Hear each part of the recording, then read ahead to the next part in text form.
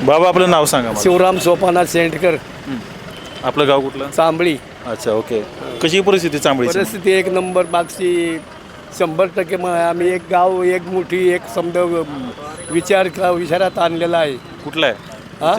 विचार कुठला आहे? विचार म्हणजे भाजप आमच्या गंगाराम दादांच्या मुलीला मतदान करायचं एक विचाराने ठरवलं आहे. आणि गंगाराम दादांनी हे शाळेचं कंपाऊंड, शाळेला 2 खोल्या, दत्त मंदिरची फरशी, राम मंदिरची फरशी, एक वडजाई देवळाला मदत केली, एक काळूबाई देवळाला मदत केली. म्हणजे त्यांचे एक तत्वी ते समाजसेवक आहेत पहिल्यापासून. ते आपले ह्याचे अध्यक्ष होते दूध डेअरीचे. हां, दुधाचे अध्यक्ष. मग त्यांचं कसं होते की सामाजिक कामाला कुणी जाऊ द्या त्यांच्या घरी, नडलेला असू दो, लग्न म्हणा, काही म्हणा, अशा विषयात ते कुणालाच नाही म्हणत नव्हती.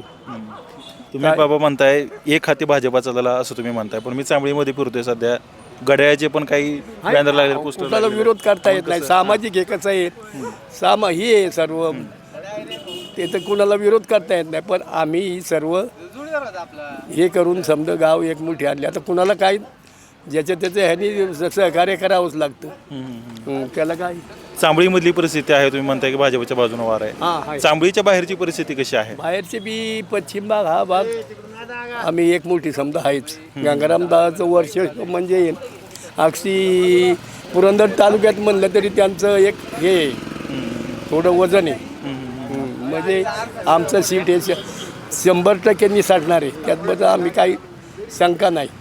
विजयबापूंचा पण इथे थोडाफार प्रभाव आहे असं म्हणतात, त्यांचा पण प्रभाव आहे. मग त्याचं करू शकतं, बापूंचा पण आहे ना, बापूंच्या बी मागं थोडं जातील मत असं. बरं.